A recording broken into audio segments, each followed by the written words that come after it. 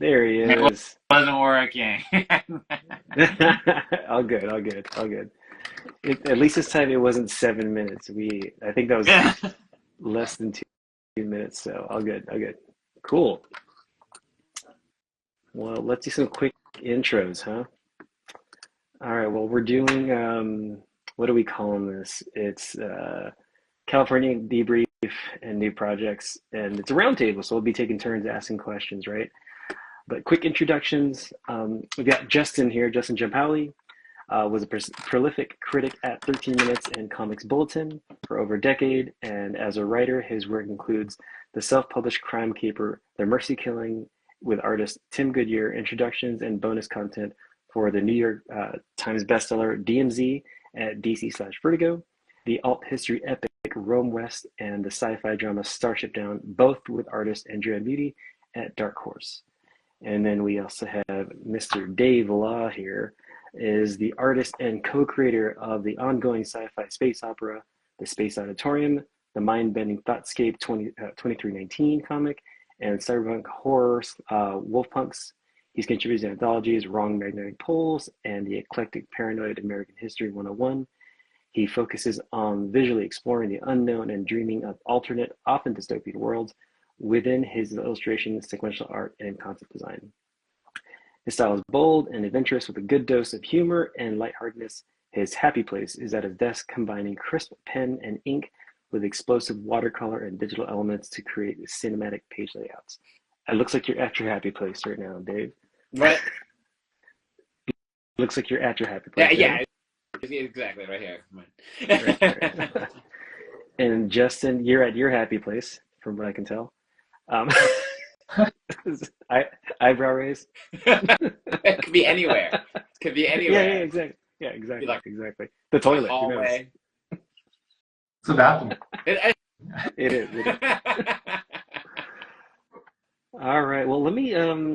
So we'll do like we can talk about. We'll do a little bit of a recap slash debriefing of California Inc.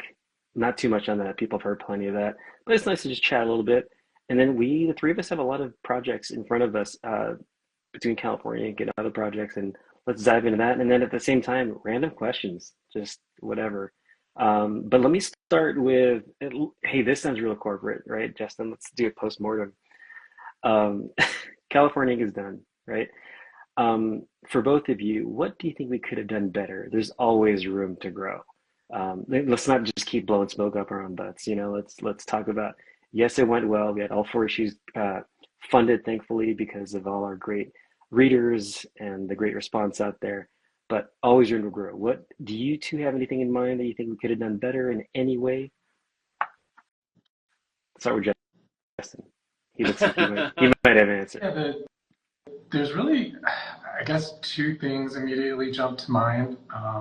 One of them is, no shade, but there was a couple typos that Damn it. slipped through us, which we will correct for the edition. But yeah, those little quirks gnaw at me a little bit. I feel like when something's 99% perfect, that 1% sticks. Aside from that, I mean, I certainly learned a lot from you guys in terms of just marketing and self-promotion, and I feel like maybe me or we could have leaned into that more and done, more signings or signings in different geographical areas than California. I think maybe having a more fully fledged kind of rollout for a future project would be cool. Okay, that could be interesting for something we have coming up, but we'll talk about that, especially the rollout part. How about you, Dave? Uh, I think one of the things I always forget, and I guess it's kind of a smaller thing at the moment that's popped in my head. I think ultimately it was a fairly successful execution of a campaign. So it was hard for me to really think of that because honestly, that wasn't something that was, sometimes you're working on something and you're like, oh, I wish I'd done this. I wish I'd done that. There wasn't a whole lot of that in this book for me. I think what like I said, a small minor one is I wish I had invested more in issue number 1 because I'm saying like gotten more copies because I've sold out of them. pretty quickly, and it makes sense that it's going to be the one that's people are going to buy the most of. And I think I do that with almost every like kind of a book that has like a series of books involved in it. I feel like I never get enough of number one, or the one that's gonna, and it's hard to really say what that number would have been. You never know. Like, in hindsight, you're like, oh yeah, it's been a successful series. We finished it. Of course, people are gonna get number one, but we could have made a bunch of number one, and people would have been like, I don't care, and then you're just sitting on them.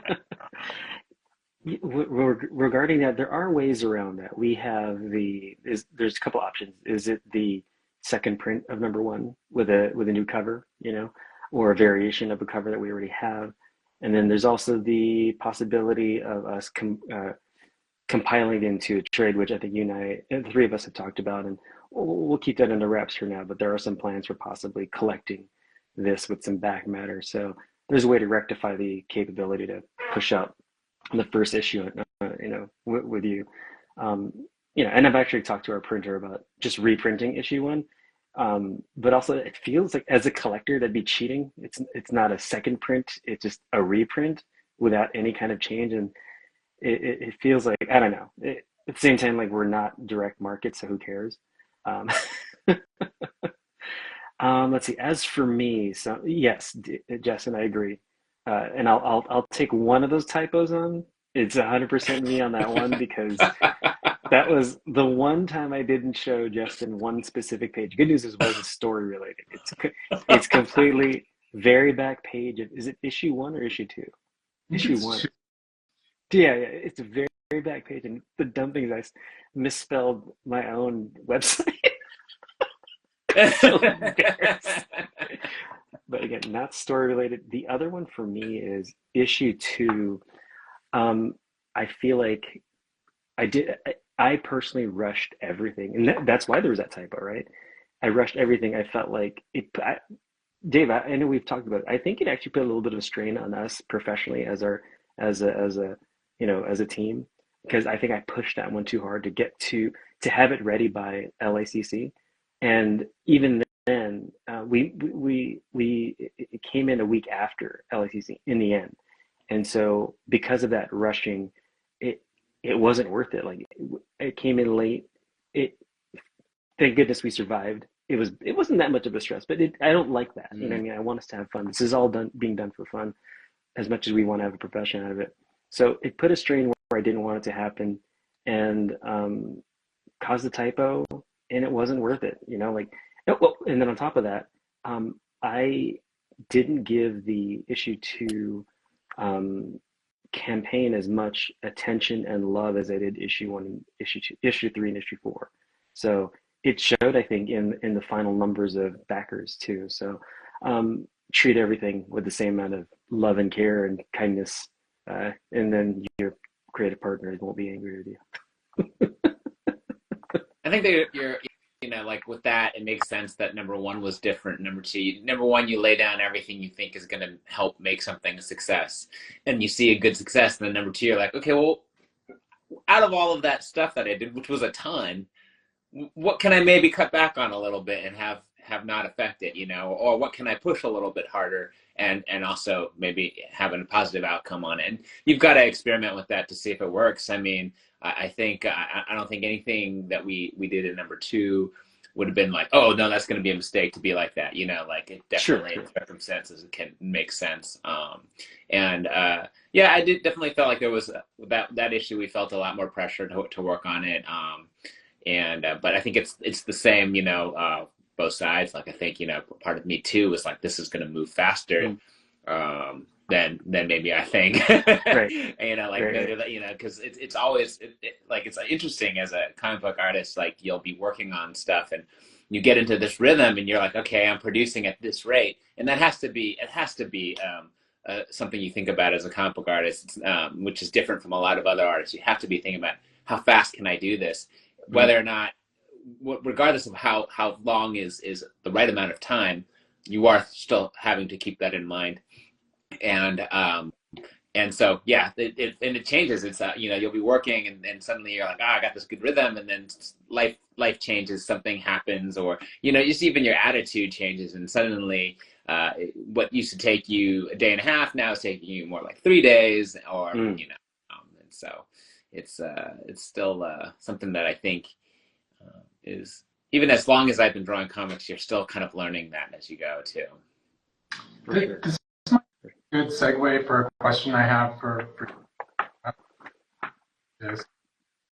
What do you think you learned specifically about working with each other? Like, I've thought a lot about this in preparation for this round, and I have very like working with each of you and why I want to continue to do that. But for you guys, like, what did you learn about specifically working with Dave, and vice versa? A question for you, Dave.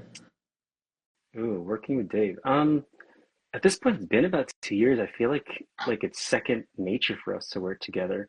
Like that's my only process that I know with working with someone on a comic. So I don't have anything to compare it to. So for me, it's just making sure that Dave and I have enough time to chat about it, let him digest it, see if he has any questions. I'm actually, like I wrote that full script, and I'm curious to see how Dave would react to kind of this other script that I just finished working on for another friend, where it's much more open. Like I just kind of describe what I'd like to happen on the page with the feeling of what's going to happen in the spread, and then the dialogue, and see how they break it down. You know, actually, question for you, Dave: how would you react to that versus what I did with this last script, the last Um, four scripts, where it was more prescribed, where Yeah, you know, I think that's an interesting thing. You know, I go back. I don't. Been asked that question a few times now. Like, what do I prefer? Do you like to have more room to spread your wings, or do you like to have someone be more specific? And it's hard to answer that question because it really does depend. If the person who's writing things doesn't have really a vision of how they want this to be, then mm, sure, and they're open-minded, then sure, lend it over to me. I have ideas, I have things that I've been working on that I think would be fun, or I can come up with something. That's definitely what I enjoy doing. But at the same time, there are writers with like great ideas and great angles of where they want something to be or how they want something to look, or they're like, look at this reference to think about it. And it's something that I had never really thought to do, and can actually it does, I have found many times, causes me to grow as an mm, artist, and I really enjoy that. And so I think that it depends, and I feel like your script did a good job of actually opening up my mind to different things that I wouldn't have necessarily drawn. If anything, like your script is much more grounded, and it's in the future, but it's not that far in the future. So everything I had been kind of working on up until this point was very almost fantasy like. It's a lot of mm, space opera, that kind of stuff. And so I had and then kind of circle back to Justin, your question, what did I learn from working with artists? I really did learn to work and trying to make panels and pages look interesting with elements that are from modern times, and that are not fantastical. You know, like I feel like as an artist, you kind of have your bag of tricks, and a lot of my tricks resided in this world that I could kind of pull things out of the air and make things look mm, cool and odd in these kind of non-existent ways.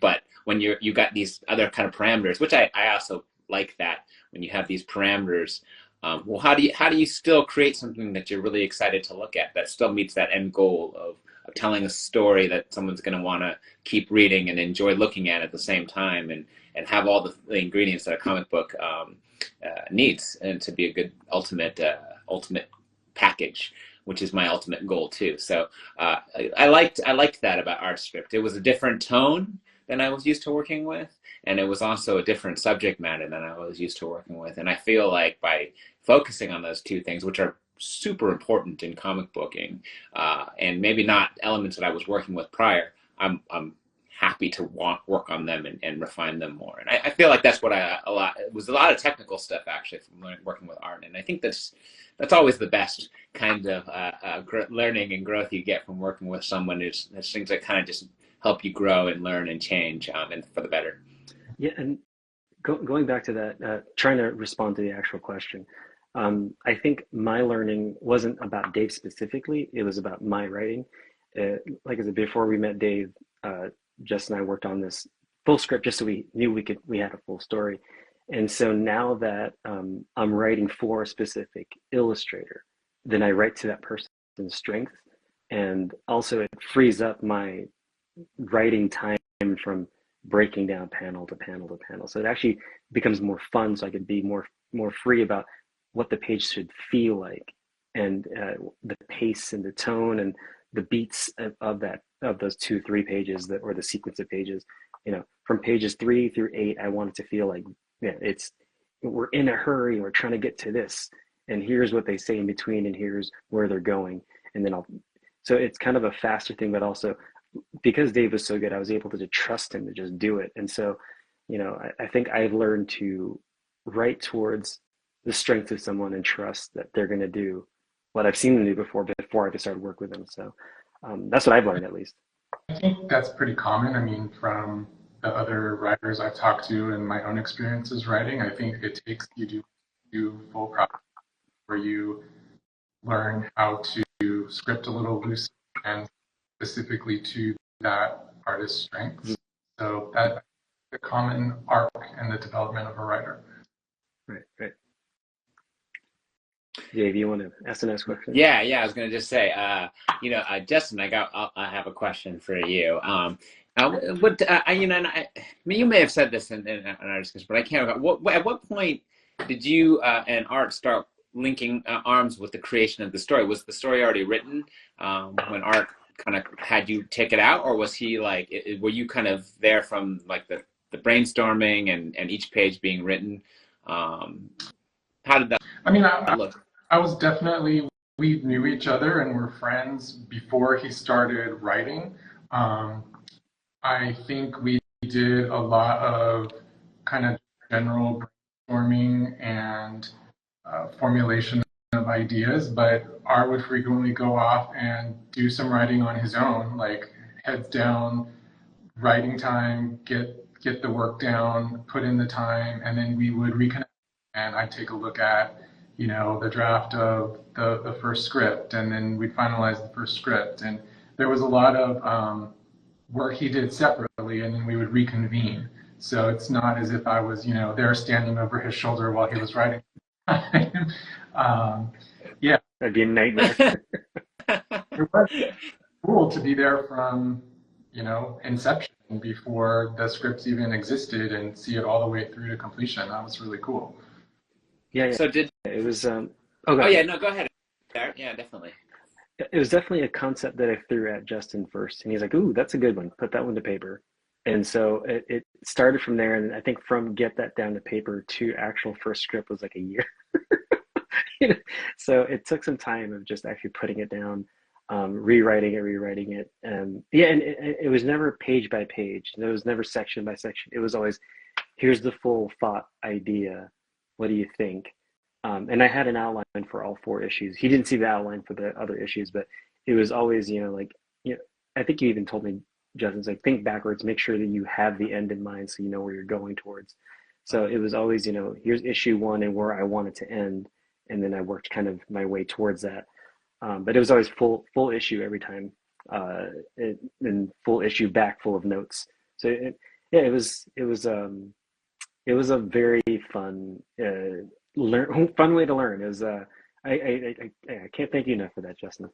So with that first script, Justin, when you first read it, was it what you kind of envisioned when you guys were talking about it, or was it pretty different? And I think it was what I had envisioned. I think the differences in what I envisioned and what Art came up with were kind of my own biases as a writer. Like as a writer, I tend to lean harder into world building and maybe less characterization.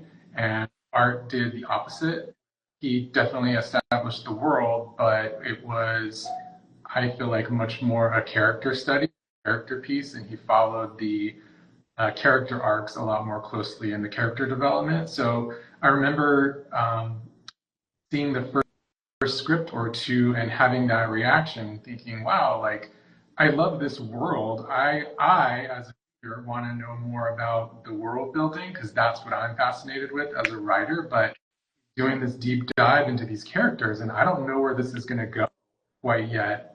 Like generally I knew where we were going, but I didn't know the specific story beats. So that was fun to kind of see it materialize from both perspectives, both as the editor and both as like a potential reader, and you know, being entertained by the characterization as well. Nice. Yeah, it's funny you mentioned that, Justin, because I remembered I sent out issue 1 to get reviewed by a few people, and one review that I got from somebody was like, "It's too much world building. I don't know what's going on with these characters. I wouldn't consider a strong #1 just yet." And I was like, "Okay, that's weird, but all right. It's their prerogative. All good. You know, what I mean, everybody's got a different point of view." Yeah. You asked 10, Sure. get 10 opinions, right? Yes. Yes. Yes. Yes. Well, let me see. We're almost at the halfway point, and I want to make sure we start talking about future stuff too. If you cool, are you two good with jumping to the next thing? Yeah. All right. Let's see. So I'll why don't let's let Justin talk more about this next project, and then also with that, Justin, so you could announce it, you know, between you two, and then from that, how has this experience been for you versus past experiences through, you know, traditional publishing? Yeah, I mean, I'll probably answer the second question first. I mean, this experience has been great versus traditional publishing. I mean, my traditional publishing are you pitch 40 things to 10 different publishers and you get 1 or 2 greenlit. That green light might take a year, 2 years, back and forth with editors. It might take another 2 years before it's actually published. The financial accounting is, let's just say, creative when you get it from a publisher. There are a lot of hidden costs that eat into your, and I found that experience, you know, without going off the rails here, just very frustrating and disillusioning. So this was just a much more refreshing process where you greenlight your own work, you get it printed as quickly as you can run the campaign. You have direct access to consumers, you have full control of the financial statements. It's just a much more empowering process, I think. And seeing you guys go through that from start to finish really, I'd say, like reignited my interest in potentially writing or editing more. I had kind of abandoned writing degree and just, I had a couple projects published and it was kind of like a bucket list item. Like I want to get projects published through a publisher. I did that, checked the box, and was like, okay, I guess that's that. It's run its course. So I'm just very appreciative of you know, being asked to participate in this and kind of evolving with you guys and it leading to more work for all of us. So it's been really great just to get that interest reinvigorated. And what's this? Let's go ahead and tease out this thing that you two are working on, if you want me to ask, and make it more about your project rather than mine and Dave's project. So yeah, Dave and I are working on a crime series called West Side. Overall, it's going to be 110 pages, but we'll break that into 2 volumes.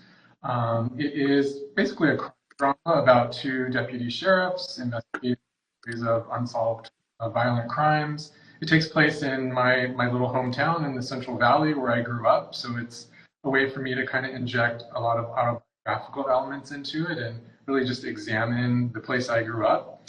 I think it would be for fans of TV shows like True Detective or The Wire, or for comic books. If you're into any of the crime comics from Brubaker and Sean Phillips, then this story would definitely be for you. So yeah, we're kind of off and running. It's fully scripted. Dave's got the first 5 or 6 pages done, and we're on track to keep production. Can we tease some of it? Let me see if I could see if I can do it. I don't know if I can. Please don't make me look dumb. I can do that on my own. I don't need help. Is it letting me? Hold on. Can I? Oh, come come on, art. I think I can only do it if it's just myself. I'm not. Oh, I lied, guys. I'm so sorry. I thought I could screen share if. Okay, so I lied. My bad. Hey, maybe I'm a complete. Dave can talk a little bit about just like art process and how it's looking. It's I'll let Dave explain. That's not like a traditional approach, I think, to the art. Yeah, yeah. So I think we decided to go black and white with it, which it's, again, like not an area that I've been working on a ton recently, but now I have been, and I've been really enjoying it. It's I've kind of, it's the essence of comic book creating. And early on, when I first wanted to make comics, I definitely just wanted to work in black and white. It's like it's hard enough, like to just create the imagery that's going to tell a story, and look cool, and keep the pace moving and keep your interest going, to just do it in black and white. That it was really all I wanted to do. But I realized that people like to see color, and especially when you're an artist trying to get noticed, having something a little bit more eye-catching at first is a good way of doing that. Even though I still love black and white comics, and always thought that that's a totally viable way of telling the story. So it was kind of fun to go back to that, and to really think about using black more, because as when you're using color, you wind up using less black, and when you go in black and white, you got to use a lot of it to just kind of get that balance. And for a crime story, it's just perfect. It really gives that kind of darker, kind of grittier feel to things, and the story definitely looks for that. It's got some dark undertones to it. It's got some interesting characters, yeah, but it is definitely gritty. And so it's I think a fun way of approaching it. So I'm using that with some washes, with some gray washes on top of it. But for the most part, I'm really trying to get most of the work done in the black and the white, and get that really to have it almost be able to stand alone. The gray is just to kind of give it a little extra something. But so I'm really enjoying working with that process again, and kind of getting back comfortable with using those set of tools again, and just kind of thinking in a black and white way. And I'm loving it. I think the pages so far have been feeling really great. You have to focus a lot more on the compositions of things, and I think that it's been very inspiring to work in. Yeah. Are you keeping that? Are you doing back and forth between digital and traditional on this one, or are you keeping it purely traditional? I'm doing mostly traditional. I'm still Nice. it's still kind of my usual, a little slight mix of both, but it's definitely more going on illustration board first. And actually, since we can't do screen sharing, I'll share some of the original pages that I've worked Yeah, on. I can show. yeah, that'd be great. These were Yeah. the last two that I worked on. This one's a little bit of Ooh, how that one looks. nice. And here's another one. Oh, This one's more moody. that top panel. That top panel. Whoa. I like the way the shadows kind of pull you into that panel. Yeah, it's totally backlit, and but not too. You didn't silhouette these people, which is really nice. A nice cinematic panel, really nicely done. It's interesting to see because I think it's a good example of the way Dave and I are together. Like I scripted this very loose. I mean, I think on that page I might have just said, "Hey, there's 4 panels on this page, and they're at a funeral." I didn't really dictate those camera angles or the backlit shot or the shadows. It's just really interesting to see the thought and intention that Dave puts on every page, where he's capturing this balance of like capturing the intent of the script, but also putting his own spin on it, right? It's very easy for any writer to say, well, there's 4 panels on this page, and an artist could just make 4 equal-sized panels, or you can do what Dave does and add those flourishes where maybe there's an inset panel, or he's got top of the character's head piercing the panel border, or these really little flourishes that influence the tone. They kind of guide the reader's eye around the page, and it's full of these really smart, deliberate, like conscious choices. And I just love that level of detail and thought that's going into it. Thank you. Thank you. Actually, speaking of process, I'm curious about. Actually, I never asked you this directly, Justin. With your writing, now that you're going back to writing a little more, do you have the preferred process, pen to paper, going straight to the computer and typing things up, murder wall? Like, what's your what? I mean, Excel sheet. I know you actually do use an Excel sheet. You told me about that to a certain degree, which is wild for me to hear. And then when you explained it, I was like, Yeah. makes sense. So if you, what's your preferred way of doing your writing? I've done it both ways. So I have really two go-to styles. So one is maybe not a murder wall, but a murder journal, where I'll just book where I'll handwrite every stray idea possible related to that story. Character names, random lines of dialogue, cool scenes, cool ideas, and then that eventually gets to a tipping point where I feel like there's enough there to start scripting. Sometimes I'll use a second process, which is basically an Excel spreadsheet where kind of like up on the x-axis, you've got, issue 1, 2, 3, 4.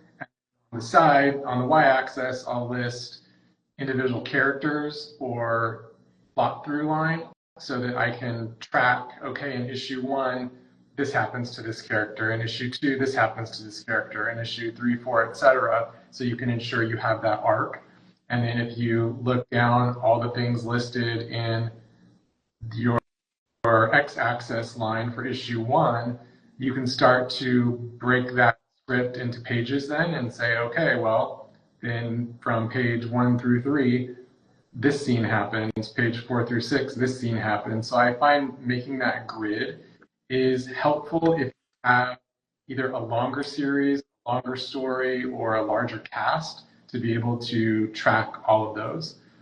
It feels very mechanical, and it's like my least favorite part of the process. I actually sit down and type and write the dialogue and write the script, but you have to really have that wireframe to make sure that the overall story structure works. Nice. That makes a lot of sense, actually. I was actually just reading a book where they had a ton of characters, and like they have all these story arcs, and you're like, how does someone keep track and make sure that each of those characters are making that that transition and moving along like that? That's a great idea. That's good advice. I've not heard that before either. Yeah, I think that makes sense too, going from the murder journal to the organized chart, because that's basically the vomit journal, right? You just make sure you get everything out onto paper somewhere and then documenting. I would recommend, so you don't have to have a physical murder wall too, is Miro, M-I-R-O. I think I tried to use that with you guys before, but it's a digital whiteboard, and you could drop as many things in there as you want, from like post-its to just words to, you could pull images and drop them in. You could make the images link to things. So as I would start vomiting things, I would actually throw them onto the page, and I could start moving them around on this virtual wall. And actually, if I sent you a link, you could add and subtract to it. And then next time I log in, it shows any changes. It's kind of cool. Post-its, because I've seen writers use literal physical post-it notes as well. And you're able to just rip a post-it off and move that scene around or move that character around, and you can kind of Tetris the story structure together with that approach too. And that's essentially what you do with an Excel spreadsheet. You're just moving cells around instead of a post-it note, right? I would recommend also Scrivener. That's something that Anthony Johnson uses, and it has that function too. So if you write a scene in a block and you want to move it, you just grab that block and move it into the page above, and it shifts everything without you having to hit delete and stuff. It just moves it around like post-it. It's really, really cool. Art, being familiar with all those tools, do you have a preferred tool or method that you go with more often than not? Oh, mine's you've all heard me talk about this one. It's the dictation vomit draft. Oh my gosh, the amount of writing I could get done while just walking. because that's when most of my ideas come Yeah. in, is while I'm walking, and I sit there and I'll type. But I learned this from Mark Duplass. He's talked about this a few times. Is um, when you're just talking, you're not hitting backspace. You're not looking and hitting, like your brain moves much faster than your fingers. So I tend to draft while walking. I'll just say, oh, maybe she's coming home from this and she's thinking about that, and I'm just dictating it to my notes folder, and talking about different scenes. And like you said, Justin, just throwing out random stuff.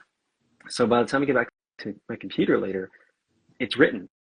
It might be garbage, and it might be mostly grammatically and spelled incorrectly, because that's me, typos in general. So it's in there, but it's on paper, and then I can start pulling out sections that I like and putting them into folders and keeping sections. But the hardest part of writing is actually writing. But I'm just talking technically into my phone while walking around. But that's probably my most favorite part, is just the vomit draft, because I'm getting everything out, and then organizing from there is the part that usually kind of takes longer. But I do enjoy not having that kind of Dave, that thing with drawing that we have, is seeing the blank page and Yeah. what's the first line I drop down. But if you start to give yourself the feeling of, with writing, it's basically equating it to sketching, where you're just kind of doing quick gestures of the poses before you actually commit to anything. So for me, walking and dictating has been really, really helpful with just knocking things out without the pressure of seeing the words. I'm just vomiting out the words. I think when you're speaking like that, you're just consciously editing that, right? You're just letting it flow. Yeah, and then the other thing too is mentioned by Mark Duplass again, was if you dictate what you're saying, the pacing of it is very movie-like too. Like your pacing of your writing kind of matches how you would feel when you're writing. When you're typing and you're editing at the same time, your brain is going back and forth between feeling and kind of that organized side of your brain.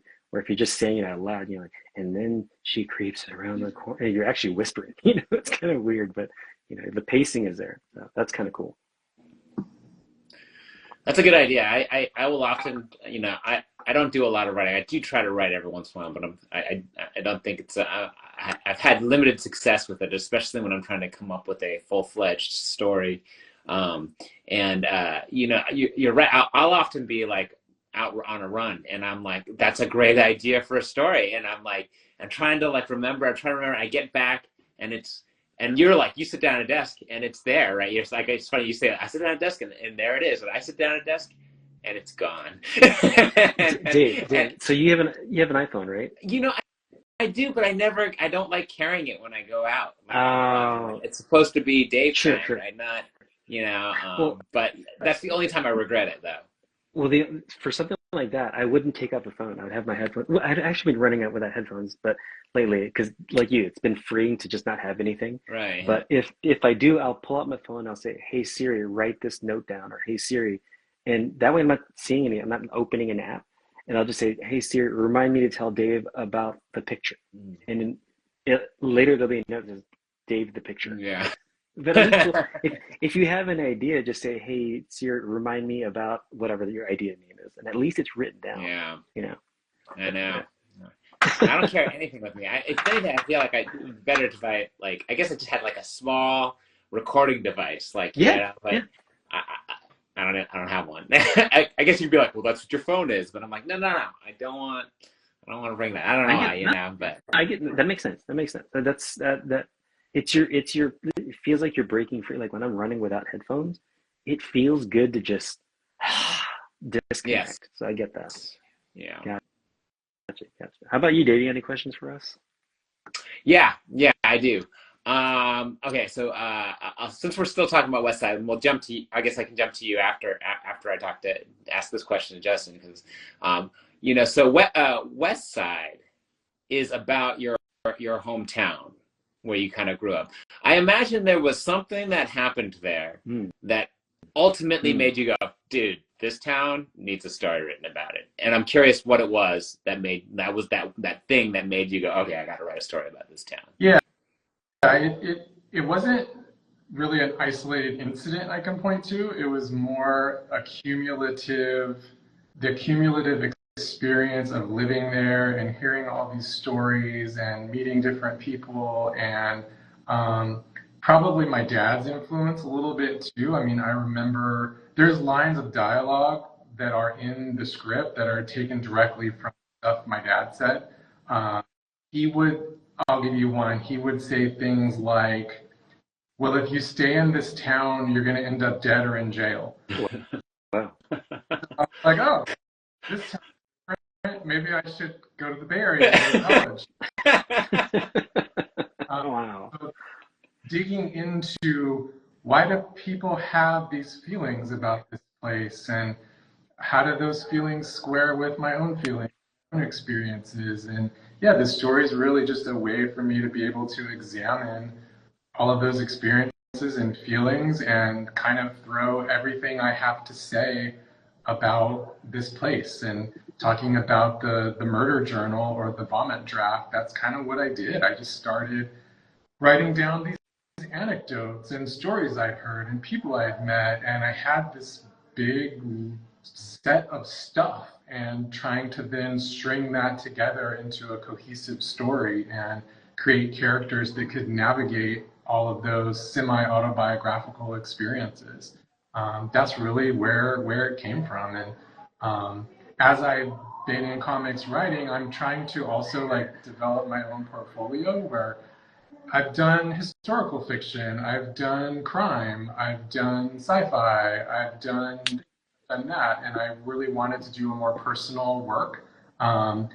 And having these kind of autobiographical elements infused into this book kind of scratches those itches and checks one of those boxes that I've wanted to check.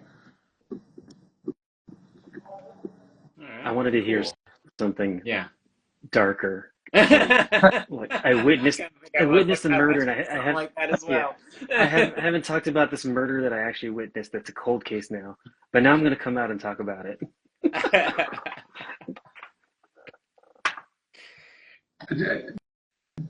Before we switch gears to art, I have a question about this for you, Dave. So Dave and I are actually planning a trip to this town to kind of walk the streets and sites. And I'm curious, Dave, like as an artist, you know, when you walk on those streets and see those places and maybe take some pictures for photo ref later, how do you capture that like sense of time and place and like translate it to the page? That's a tough question to ask, and I think it's really one of the reasons why I want to go there. I think it's a lot of just kind of submerging yourself in as much of something like that as you can, and whenever I'm trying to get an essence of something, whether it be a city or a person or a building or something setting, like the more you can kind of like be in it, the better you will just be for when you're trying to find those random little details or those little flourishes that you say, like that, the kind of vibe you have, like the way the major streets look, the way the people that are wandering around those major streets usually are, and just the kind of cars that people are driving, the architecture, all of it is just it's none of it is all you'll need, but you like all of it slowly, like just like I guess with your idea for how that story came about, all those little things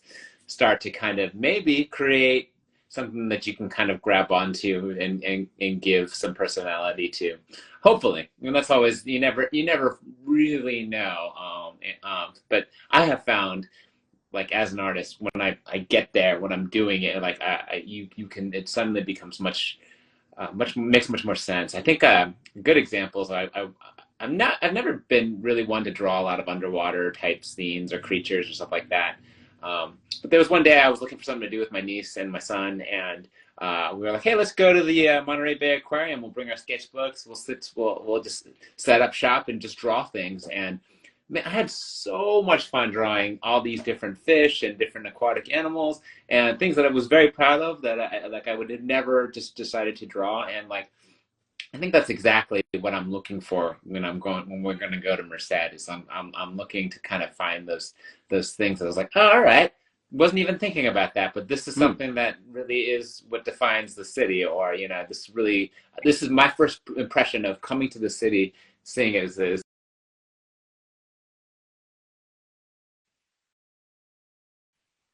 that it's real enough in that way. Yeah, that's cool.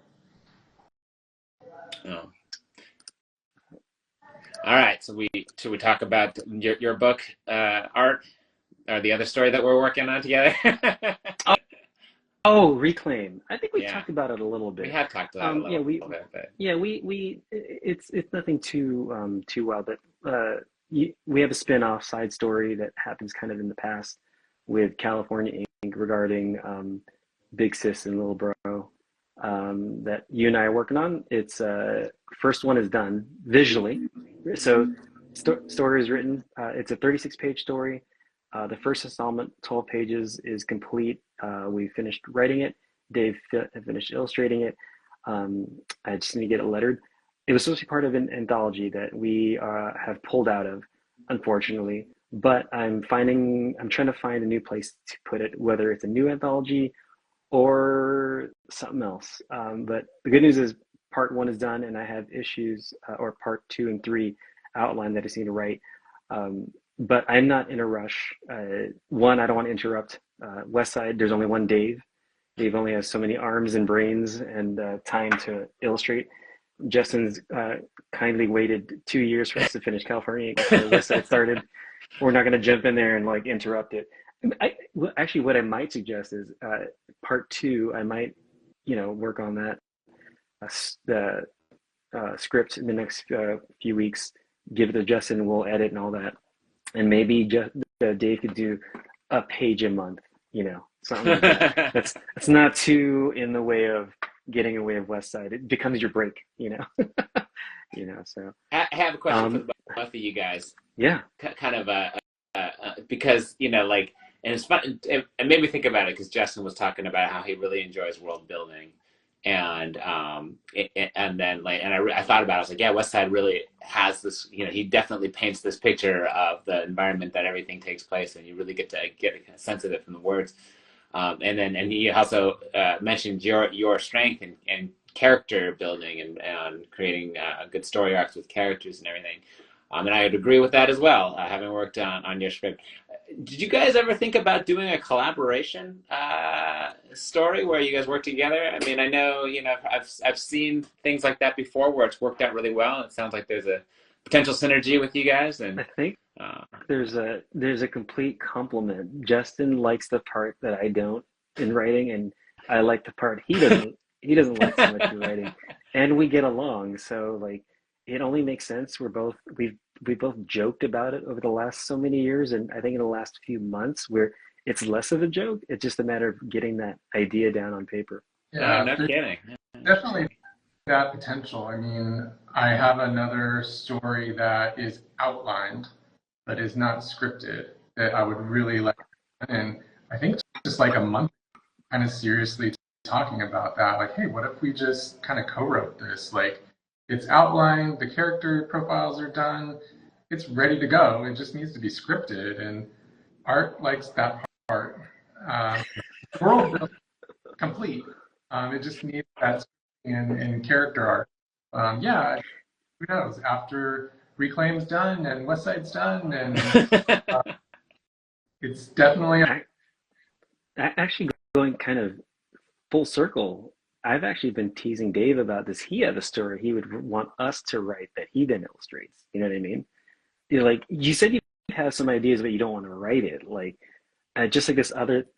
So I'm teasing out, but I'm not going to say who.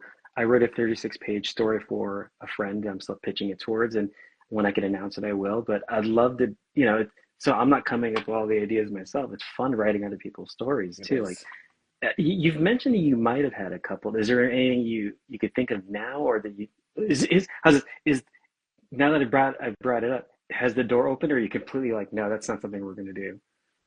You're asking me? Yeah, yeah. Oh yeah, totally, absolutely. Yeah, I definitely got some ideas. Yes. No, that's interesting that you guys say that. So yeah, I don't know. Maybe those people who are watching right now are witnessing the birth of something. Who knows? Yeah, a Dave idea. Dave idea. Hey, real quick, sorry, before we run out of time, I need to bring gravity to something that you're working on, Dave. So so Justin, you're a heavy prose reader, right?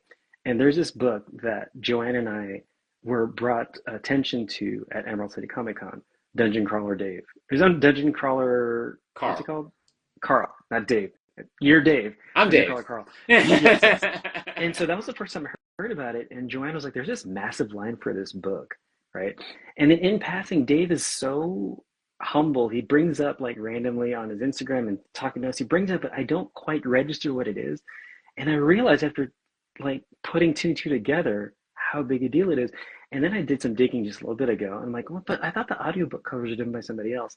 So I listen to audiobooks all the time, and that's how I get most of my reading done. And because of that, I'm able to read a lot more. But I've then the world of theatrical audiobooks are not hitting. So it's much more high production. You got multiple voices, not just the one. You've got stronger sound design in there. And so those are the covers you're doing, right, Dave, Yeah. for this massive property that you've been how long have you been working on this property for now? I think it's, there was like, last year I didn't, but the year before I did most of the art for the first season. And then this year I picked back up we're doing the second season now. So, Because the season I guess it's technically eight been episodes. Like, what, 2.5 years? What? Season 1 is 8 episodes so far? Yeah.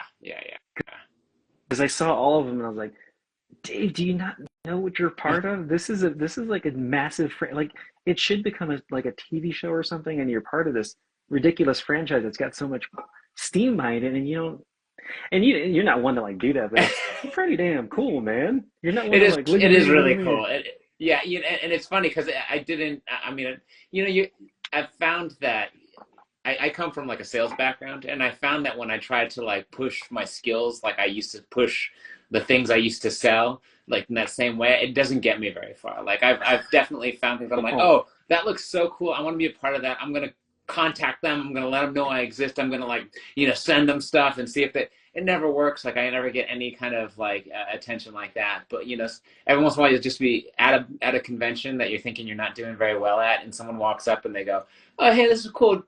Would you be interested in maybe doing some art for this thing I'm working on? And you're like, oh yeah, is that how you got? I'll do that. And then it blossoms into something really awesome, and that's really how. Is that how you got this one? Yeah. Yeah. And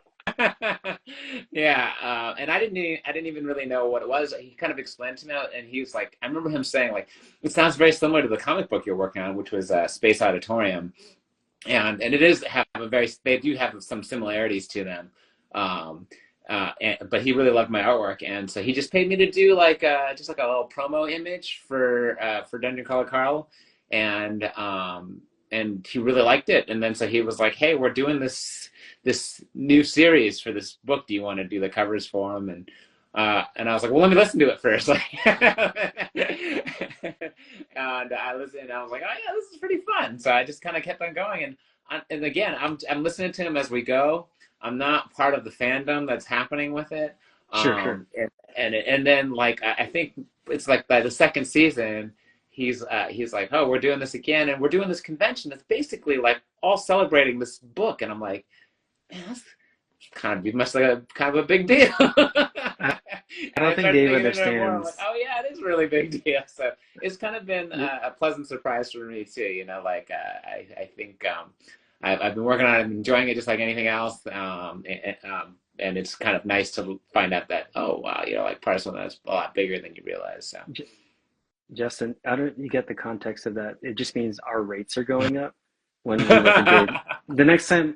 The next project rates are going up. No, but congrats, dude. That is I'm curious because I went to the ALA convention, the American Library Association convention last year or 2 years ago, and it sounds like you're doing something of that magnitude, but specifically for this genre, or is it just for that specific book? It's called Lit RPG Con, and that's right. RPG is a whole like genre of fiction right now.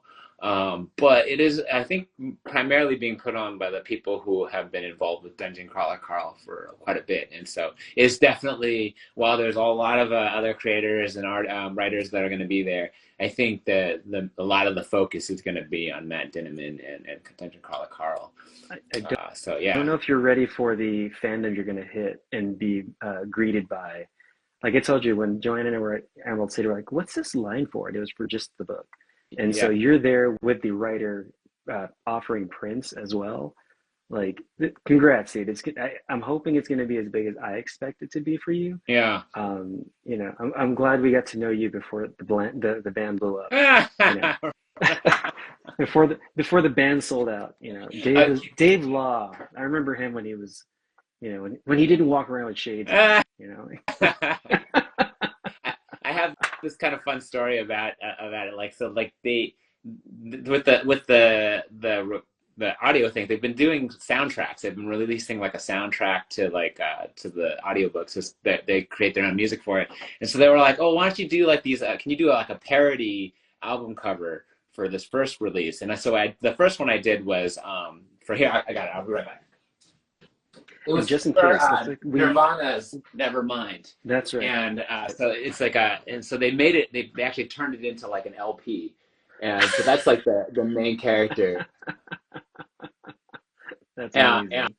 And so that was pretty fun. And so they're like, "Oh yeah, we're gonna do another one." And I was like, "Cool, that sounds great. And do you want to do the art?" And they're like, "Yeah, this time we're thinking we're gonna do the cover, like a riff off of Green Day's Dookie cover. Do you guys remember that album cover?" Yes. And I was like, "Yeah, sweet. I used to love that album, and I loved that band." And I was like, "Yeah, that's a great idea." And they're like, "And just make all the people. We're gonna make them all Dungeon Crawler Carl characters." And I was like, "Oh, sweet. That sounds awesome." Cool. And then so like I didn't even really think about it. And then I sat down to do it, and I was like, "Oh snap, man! There's like tons of people in this image, and all of these characters, there's descriptions for them in these books, in these like, you know, but there's not a ton of like artwork, like comic books. I'm like, oh yeah, if you want me to draw a group pic of like, you know, all the Marvel universe, it's probably pretty easy to find a lot of that, a lot of references, you know, and move pretty quickly through it. But this was like, ooh, this is a process. So I was like, you know what? I may have spoke too quickly. I don't know if I can do this that quickly. You know, I'm going to have to research all these characters. And he's like, oh, don't worry about it.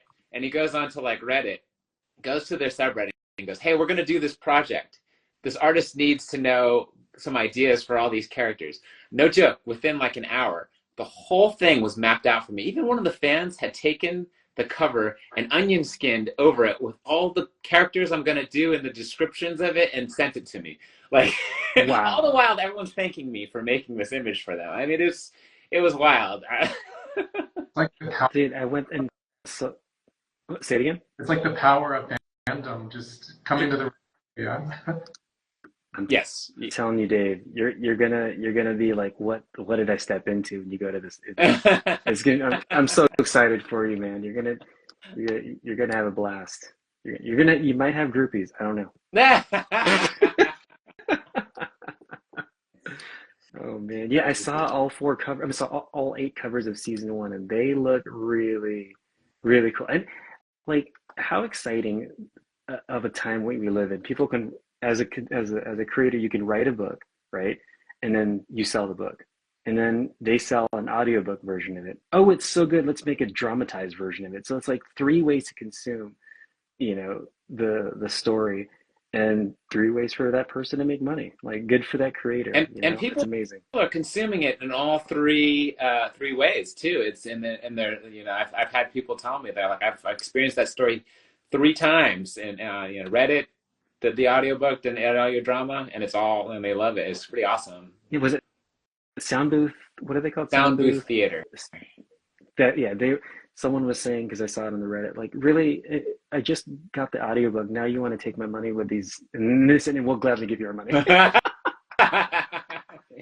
And actually, the first series that I did, audiobooks, dramatized at least, is that Murderbot series. And it's now a TV show on Apple TV Plus, which is, I'm curious because Murderbot series is all narrated within the Murderbot's brain. or head. So it's weird to kind of see like a third person, or other people's point of view. Yeah, it's supposed to be all from his point of view. So it's interesting. For their point of Cool. view, So right? I think that's a big part of the story. yeah, You don't know if it's the yeah. robot's male or female, or Right, yeah. 100%. Anyway, so I went on a huge tangent there, just because I'm excited for you, man. That's super cool. I mean, you're finally getting the flowers you deserve. Oh, thank you. I thought I'd finally add more to those flowers, but it's funny when you bring it up. It's kind of on the side of, that's kind of a bigger deal. It's almost like a Harry Potter kind of like fandom. It's getting pretty big. I've seen some interviews for it. I'm like, I don't think Dave knows how big this is. It's so cool. He's blowing up. He doesn't even know it. Happy for you, man. Thank you. Yeah, I for a while I didn't realize how big it was getting, but Sorry, let me go on a tangent for real quick. I got a question for you, Justin. Since you read a lot of prose, and you know both me and Dave. I don't know, Dave. Do you read a lot? I read a lot in terms of I do a lot of audiobooks. Knowing us, do you have any current must-read options for both of us? Oh gosh. I mean, it kind of depends what you're in the mood for. Well, you know us. You like recommending a show. Recommend something to me. You know who I am. What will I like? Yeah. I, you like Star Wars and like novels like that space. I mean, if you wanted a very grim dark version of that, there's a series called Red Rising that is Oh, I think you mentioned that I've before. heard of that book. Yeah. with Game of Thrones influences. It would be like, gosh, I don't know, a combination of The Hunger Games, The Expanse, and Game of Thrones all rolled. Damn. Jeez. Yeah, like I think it's on book 6 right now. There's 7 planned. It's already been optioned, of course. It's what's the author's name? I think it's Pierce Brown, I want to say. Gotcha. Okay. Rising. That's probably Okay. I've read the best series I've read in the last year or two. I've heard good things Pierce about Brown. that series. Yeah, I keep meaning to check it out. One that comes to mind, just real quick, if you're in kind of like time travel, there's a book called I think it's called The Other Valley, and it's a very interesting book.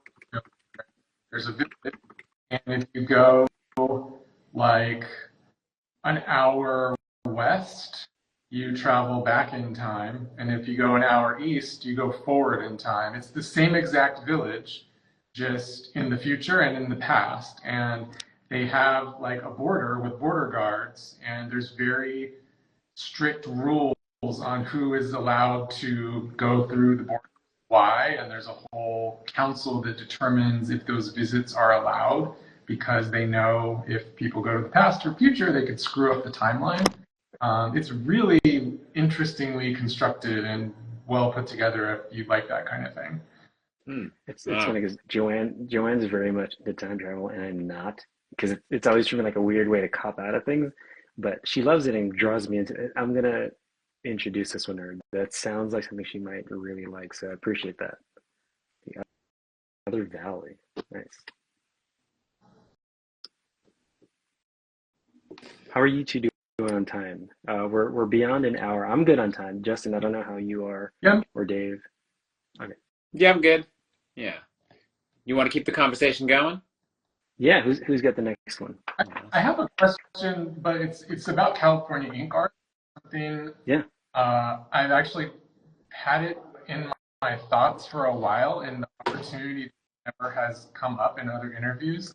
So with California Ink, I remember when you started cranking the scripts out, and I started reading the scripts, and I don't think we ever overtly talked about this, but it became really apparent to me that you've got, of course, indigenous characters, you've got a Filipina character, there's other Asian characters, Black characters, a lot of women characters. Like, representation was certainly present in California Ink, and I read a lot of comics, and I don't feel like there's another title on the stands right now that has that kind of organic diversity. And I was just wondering, like, was that a conscious effort or like talk to us about like representation mattering in your work? Um, yes, that was completely intentional, but I wanted to be as natural, as you said, as possible. So it made sense. It wasn't forced, only because, like, growing up as an artist, all my characters were superheroes in tights, and all I knew was Caucasian males. Nothing wrong with that, but that's what was around, and that's what I saw, and that's what I drew. And as time went on, like now seeing my kids drawing, because all three of them draw, and seeing them draw characters that look more like them or other representations, and seeing that that is their norm is cool. And so I want to make sure that is still the norm, but also we're in California, like especially San Diego is where I'm at. I'd say about at least 60, 70% of us are transplants. I'm San Diegan, but uh, my dad was in the Navy. I was born in Italy as well, in the naval base out there, and I moved to the Philippines for a year. And then I'm here. I've been in California since. Well, I moved to Boston and stuff. Um, but I mean, San Diego, I mean, California is representative of many cultures. So it made sense for me to find the most uh, affected by converting California from a state to a corporate country. Who would be probably the most upset? Oh, the people who used to live here, who originally lived here before they were colonized, and now they're being told they're resident employees. Those are indigenous families, and I'm Filipino. Like, why wouldn't I have? I grew up in in Paradise Hills slash National City area, where all I saw were mostly Filipinos. So why wouldn't I see what I see in my own book, right? Um, and then of course half my classmates at my school were black, you know.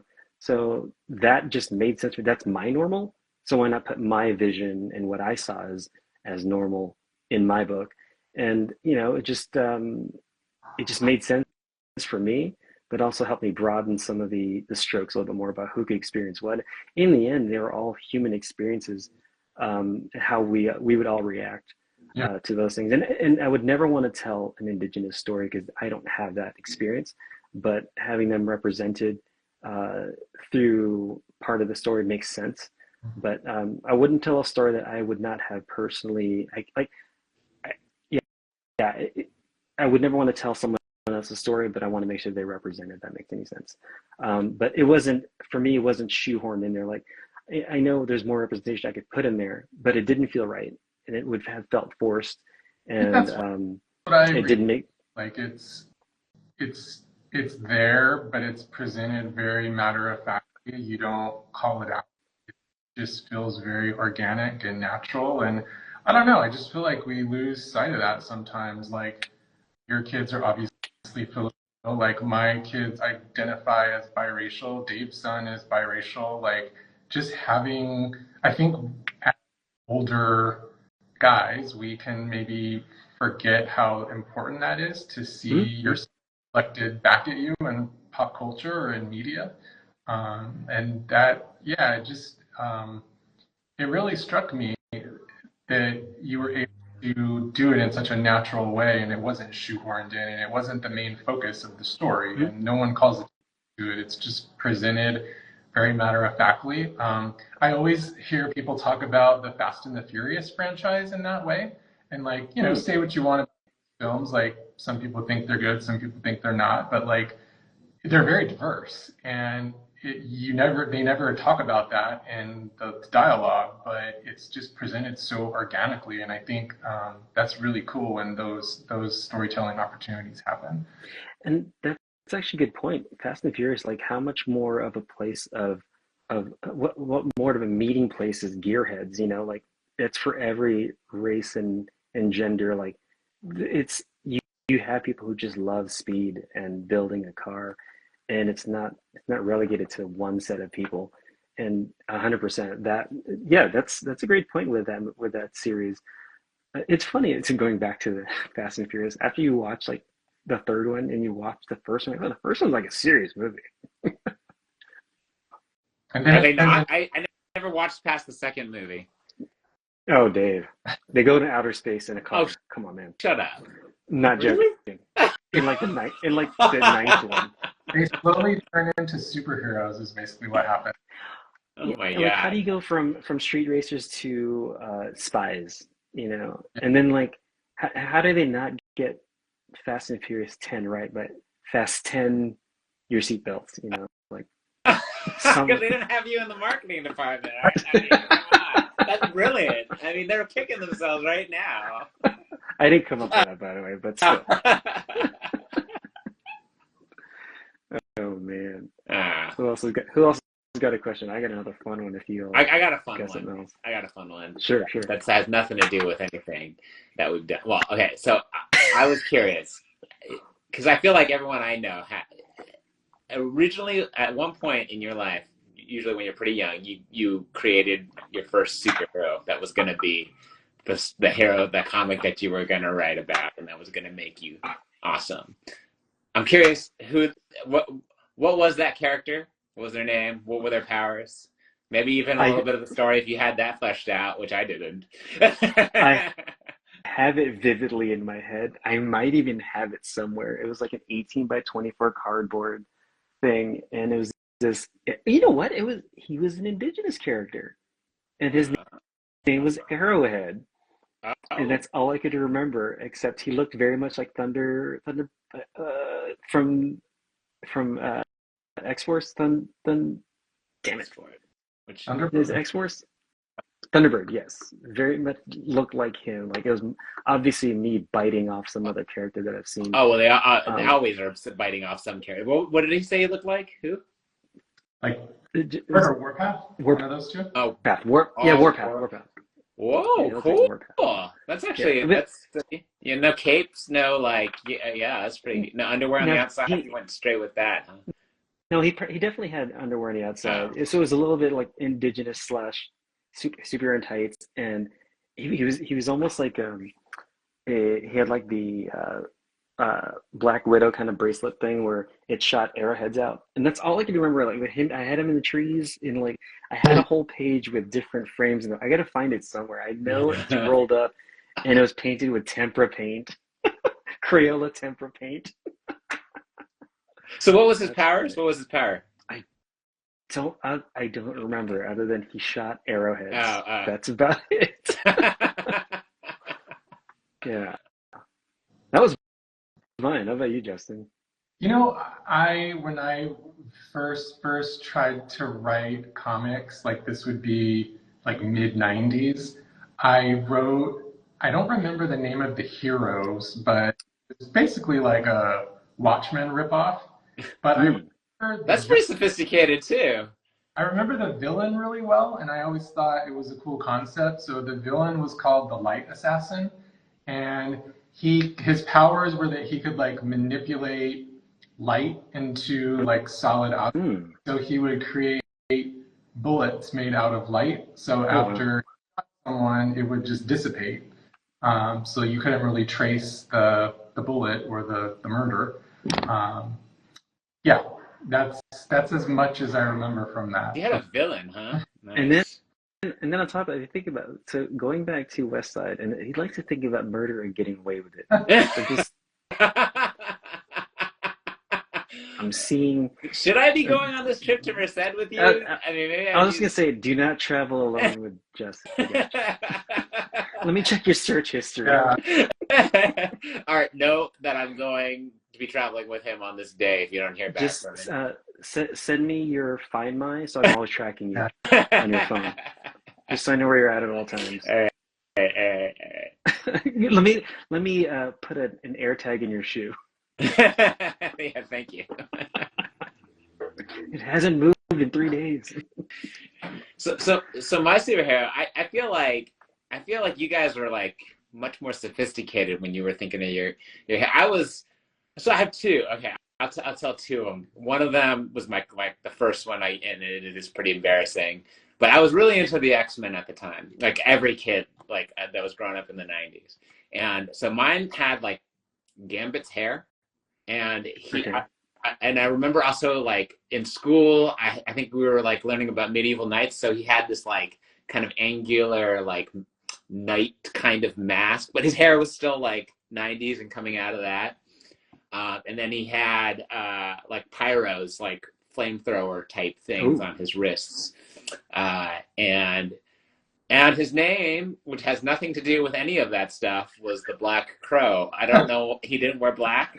He didn't. He didn't. I mean, the mask kind of looked crow-like, I guess. But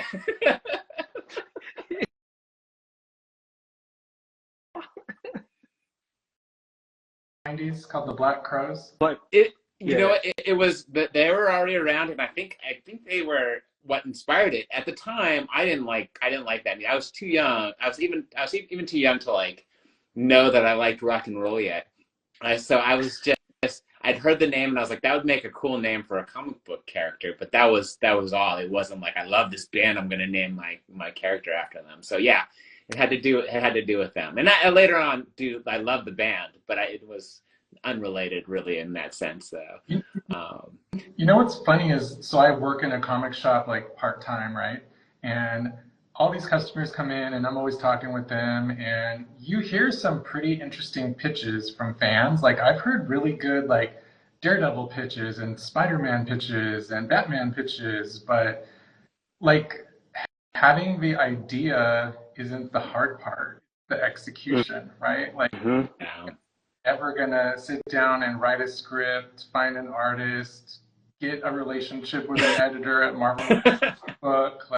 Like I don't know. I feel like that's a good reminder of like, you guys actually did it, you know, like all of us actually did it. And the execution, the toughest part, and having that hustle and follow through to get something done and not just have the idea. I mean, I was thinking about this the other day. Like, I think that's why part of the reason Art and I hit it off originally was that we were both like kind of coming out of corporate America. And especially with me, like I came up in the working world at my day job, like in the Silicon Valley .com boom, where, you know, like I had to produce and hit numbers, or people that didn't get it done weren't getting raises or wouldn't get stock options, or they would just be gone the next week. Like if you didn't hit the numbers, you were fired. And having that hustle, like I feel like I've developed a really good filter for recognizing that in other people. Like, is this person actually going to get it done and execute and follow through and be organized? And I think I saw that in Art. And I saw this quote the other day that said, you can't actually change the world, but you can change yours and invite other people into it. And that resonated with me. Like, you know, I feel like when I met Art, we kind of like invited each other into this world. And then like you guys met and then got invited in, and Dave and I are working together now. And it's like you can kind of shape the reality around you. And I just thought that was really fascinating and found value in that, you know? Oh, cool. That's a great point. We all got that one friend who does the arm around his shoulder and do the, well, imagine, you know, like, yes, I can imagine. Now, can you execute, right? And not just execute, but stay on task. And I was just talking to Bryant Dillon about this over at Fanbase. It's hard to find, people need to find their people. And now that we're creating our own world within comics, we get to pick who our coworkers are. When you get into a job in corporate America, you can't pick those people. And half the time you end up working with people who don't work as hard as you. And so when we get to pick our own teams, it's fun. And when you find those people who are like-minded, like you keep them close, you know, like the Ryan Claters, the Barbara and Bryant Dillon, those people, us three here, like we like to get things done and we like to stay organized and we want to go goof off when we need to. But like, we're not here just to go, hey, we should do the thing one day. Yeah, one day. Yeah, one day. Like, no, we're doing it. We're going to go do the thing because we're organized and we can trust each other and we'll get it done. Yeah, there's nothing like that one guy who puts his name on the paper at the end of the school, you know, project and didn't do anything. We don't want that guy. Ugh. No. So I guess what you're saying is we need to make these first superhero characters into actual books now. Oh man, okay, so the Black Crow with Arrowhead and what's your character, Justin? Oh, the murder person. Your character's the villain in our story. All right. Black Crow and Arrowhead are going after the villain. Okay. Does your villain have a name? The Light Assassin. Oh, that's right. Oh, that is pretty dope. This is actually writing itself. Is this a? Is it also illustrating itself? Is it illustrating itself soon too? Yeah. I mean, I can go dig up old, 10-year-old Dave drawings. I'm sure there's plenty of them. You can get the first, maybe first couple pages done with just, cropping some of those images in. I do like the idea of the name have nothing to do with who or what they look like.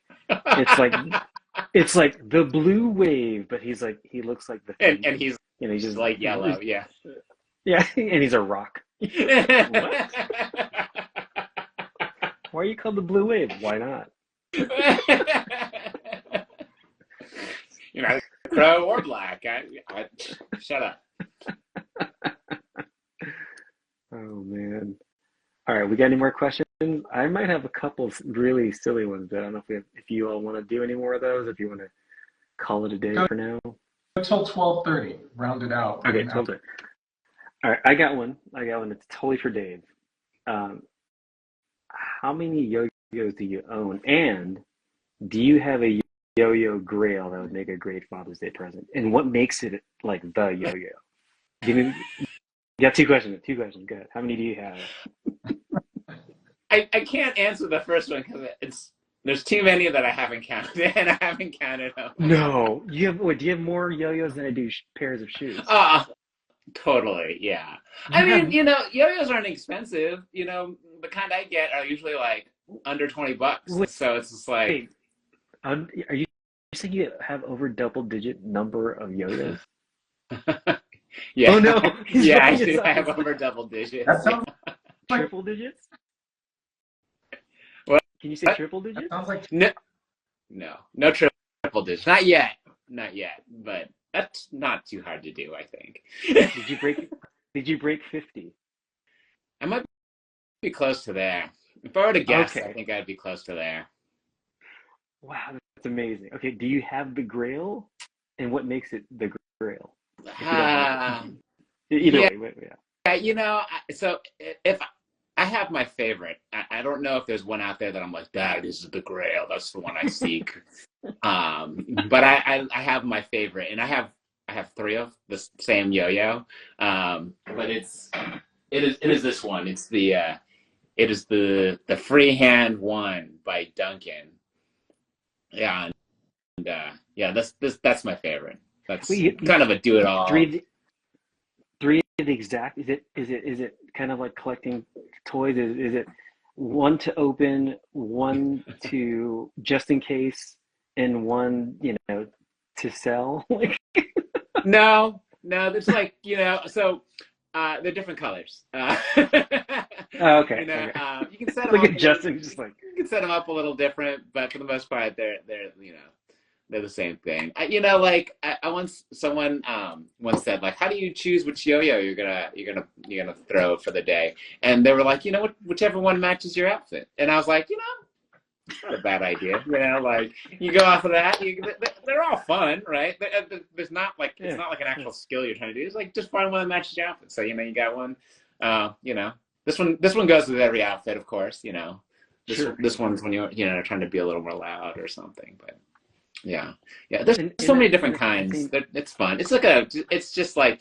It's like collecting anything, but each one is a little different. Each one has a little different play characteristic. There's all these different materials and artistry that kind of can go into them. So yeah, it's fun. All right. Dang, I didn't know it'd be in that high double digits. That's amazing. Learning a little bit more. Maybe the Black Crow has a yo-yo and he's Filipino because that's where it came from, right? Yeah, like the yo-yo as a weapon. I think I think Madman has that going on, but it can be brought back. Who remembers Madman at this point, right? Yeah, reach a whole new generation. Yeah. Yo-Yo versus the Light Assassin. That would be Yo-Yo loses for sure. Yeah, I think the Light Assassin has a slight edge. All right, Justin, you got anything? Dave? I don't think I have. Do you like this book suggestion? So I will definitely give that a listen today. Actually, I might start listening today on that one. All right. Let me see. Okay. Well, these are all kind of more like kind of zeroing back in on what we kind of, like the books and stuff like that. I don't know if you guys want to get back and talking something like that, or if we're like in like signing off question mode. Well, if you want, we could do a sign off and just kind of go with, hey, well, do you really want to ask one of those? How's that? Sure, why not? Okay. All right, I'll ask it to you guys both now because it's kind of you can both answer this question. But what is your goal in writing Reclaim California? Like, what was the purpose? Why did you want to write that? Was it, and then the same will go to you, Justin, about West Side. Well, it's one of those like Justin saw it happen, I think, in real time as I wrote California Inc. And then now Big Sis is his favorite character as well. Like she really kind of jumped off the page for me as time went on. I think she's kind of. Have you seen that skit where and Jordan Peele, where Key is angry version of Obama? Yes. Yeah. So I think Big Sis is that for me in terms of like just wanting to let out, just letting go, because I remember somebody asking me like, why is she always so angry? And it's like she lost her parents and she had to instantly grow up so quickly, and the system just wasn't working for her. So I lost my mom at an early age, and something about that, like letting she's 16, go. And she's like a teenager, right? I mean, that's yeah, she was 17. All so angsty, yeah. So she got thrusted into being an adult so quickly, and so I wanted to tell more about their what brought them there, and how some of that might have started.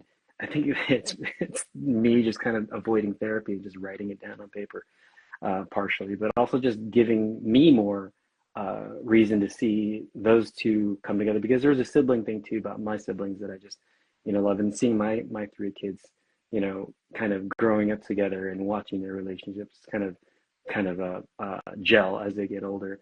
So that was what drove me to put together, and the opportunity to write something different within the world. Because originally, I think Dave Justin, didn't I originally pitch California Inc. as a 6-issue story, and you're like, bring it down to 4. Like publishers won't want any more than 4. Thank goodness, because 6 would have been a lot. But also like just giving me a reason to kind of explore the world a bit more. What were you saying? Variant covers.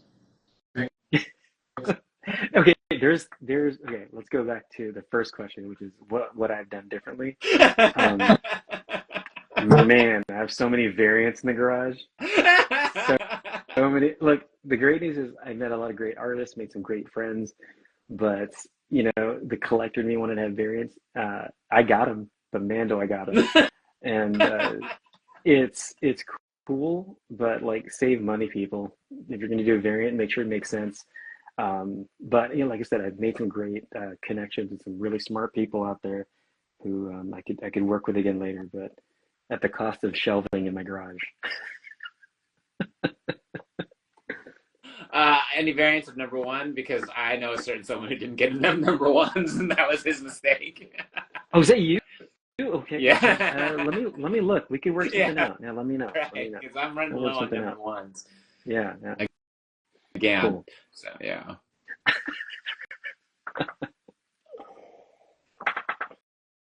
What about you, Justin? What was the catalyst? What was the reasoning for? I mean, I feel like you kind of had answered that already, but what if you could like pinpoint it even more, like what your goal is in creating that story? Yeah, I think another element of it is like documenting something that I think is going to be lost. Like all of my cousins who were in my age group, like we all moved away from that town. We went to college somewhere else. We moved away. I have like one aunt and uncle left there, and I think when like my parents' generation is gone and I moved away, my kids have very like a tangential awareness of it. Like they've been there a few times, they've seen some of these places, but when those generations are gone, like all of these stories and experiences, like this unique time and place, I think is just going to be like lost history, whether that is family history or just even like the history of that town. And I don't know, maybe it's an effort to document some of that and just like get it down and try to capture a time and place and what it was like at this specific moment. So in the future, if somebody is interested and wants to reference that, like there's this record of it. I think that might be part. I don't know if that sounds like darker than I intended to be, like it's some existential crisis, but yeah, I don't know. I think there's just a lot of interesting history there, and it's kind of fading away. So there's like a Very love cool. for that city for you, even though it's such a like has a lot of its issues. It feels like it does feel like you have some affection for it. That there's something that's connecting you to it that you feel. I think affection might be a strong word. Like maybe fascination. Like I'm fascinated with like how it and this time and place that no longer exists. Like it kind of, that place peaked, it had its heyday, and it's like this sort of unseen part of California and unseen part of America. And, it's not the type of place or experience that you really see popularized in pop culture or in media. So just kind of shining the light on one of these like hidden corners of um, like the California experience. I mean, Art would even talk about this in interviews about California Inc., right? And traveling around the country. And everyone has this view of California like we're all living in LA, surfing and doing yoga and eating granola. And it's like, well, there's a lot of other parts of California that are not like that at all. At all. At all. Kind of right on some of that. It's a surprise to some people to know that like that exists. I got a question for you, Dave. Is there a genre that you haven't touched that you're like, oh, it'd be cool if I explored this in my art? Is there something you wish you, or is there a wish list of storytelling or genre that you kind of have that you haven't crossed yet? There's a lot. I think there's a lot that I'd still love to actually do. I found that when I first started, I thought there was a specific thing, black and white. Like that's what I wanted to do. Even then, I was doing like I was kind of more wanting to do like these kind of edgy, kind of tank girl-esque type stories. Like the indie comics of the time were these slice of life, kind of more insightful, moody kind of inner monologues, and that's kind of what I originally wanted to do. And then I discovered how much I enjoyed drawing science fiction.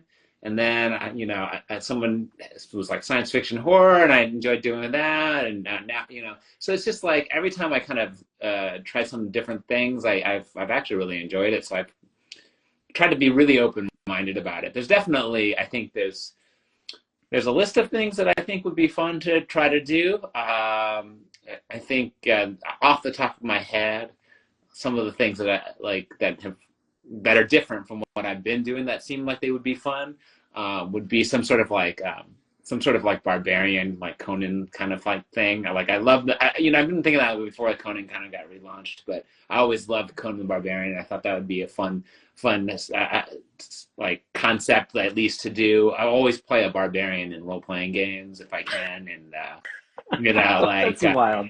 there's just something about them. I love that kind of archetype. It's just an interesting one for me, and I think it would be a lot of fun to draw.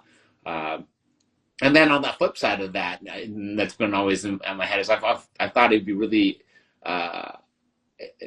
challenging and fun to do like a romance.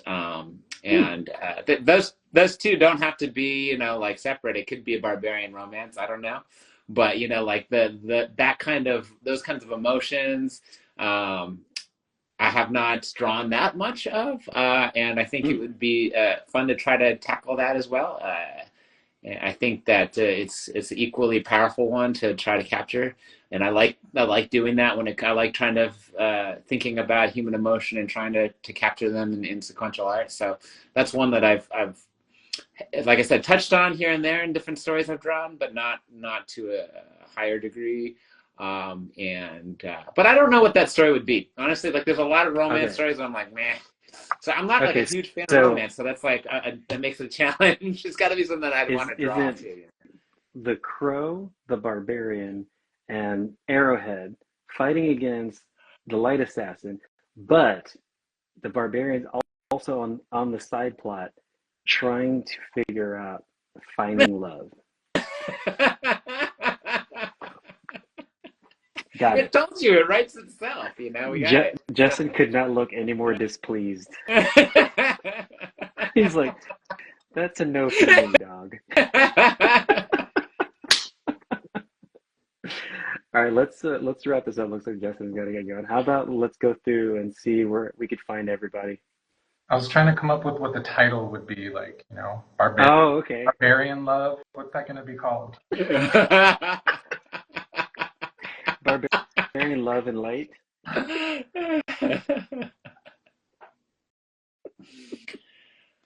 Oh, that's hilarious. So it wasn't disappointment. It was deep thought. He's actually workshopping some ideas. That's funny. I like that. Cut to a year from now, we're talking about issue 1 of Barbarian and the Light.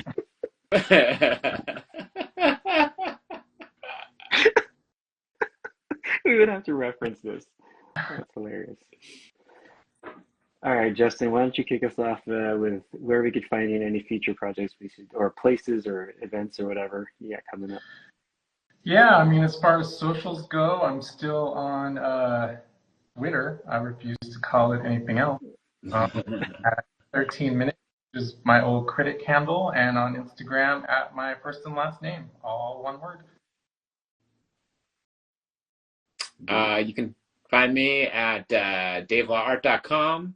On Instagram, it's Dave Law, ITS Dave Law. And then I'm on Facebook, I think it's Dave Law Art. And Blue Skies and Threads in there too. I think if you just look for me, it's not hard to find. And I'll be at Lit RPG Con in early July, and then after that Dragon Con, and then after that I think Rose City, and yeah, I'll see you there. And I think I'll cap it all off with LACC. I think that's going to be maybe Fan Expo SF. I'll probably do that too. Oh, there you go. Nice. When is Rose City? September Yeah. 4th. Is that right? Yeah. Are you gonna go? Are you thinking about going that maybe? Well, I am. Ooh, you could sign up. But I wasn't. Yeah. Yeah, look up getting your pro badge or something. It's good. I bet that could be an easy one. Yeah. Yeah. It's September. Yeah, it's 4th, 5th, 6th, 7th, something like that. Yeah. Let's see. All the socials at Art Ebuen. See, upcoming, I've got Heroes Con, and outside of California, I will have my prints that I've been doing, and I've been doing sketches, by the way, just for funsies. Dave and I were on a show last night where I did this. I love that. Of Krusty, and so I've got more of these things that I've been doing that I've been just random sketches of like, here, David loved this one. Sideshow Bob. And then I'll have more of these with me there. Here's one more. Sorry, I really enjoyed it. Oh yeah. So Heroes Con, that's in June 20th, and then we've got I just found I'm going to be doing this pop-up show at Common Theory here down in Chula Vista on the 28th of June, and then Comic Con. At the very least, 3 panels. I don't know if I'm going to have a table. It's one of those, like, I'm going to keep bothering my contact last minute, although there's a lot of international people not coming in, so there might be an open table. We'll see. And then we've got Rose City, and I think that's it for me for the year. I'm going to skip out on LA this year. Oh yeah. I'm going to be out of town. Ah. I'm going to be out of town with family. It's fine. You enjoy your time with Phil and all of them. I know I'm gonna have FOMO, but I'll be traveling, so all good. And then I think that's about it. Am I missing any cons? So Rose City, Heroes Con, and maybe Comic Con.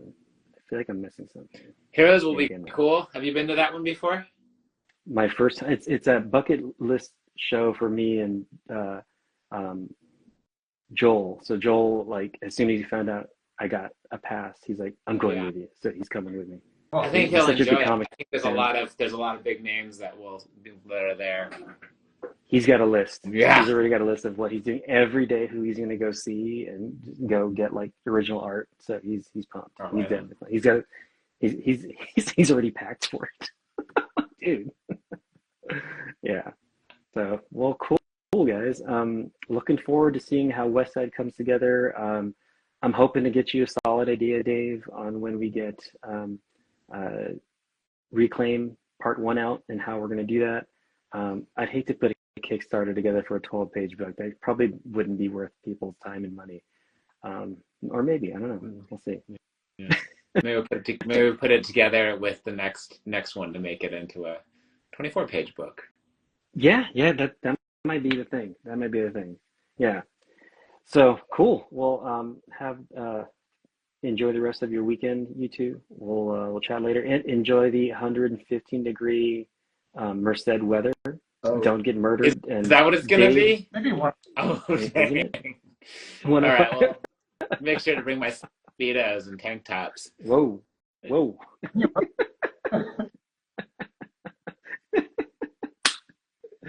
right, guys. Have a good one. All right. See you, Justin. Talk soon. Right.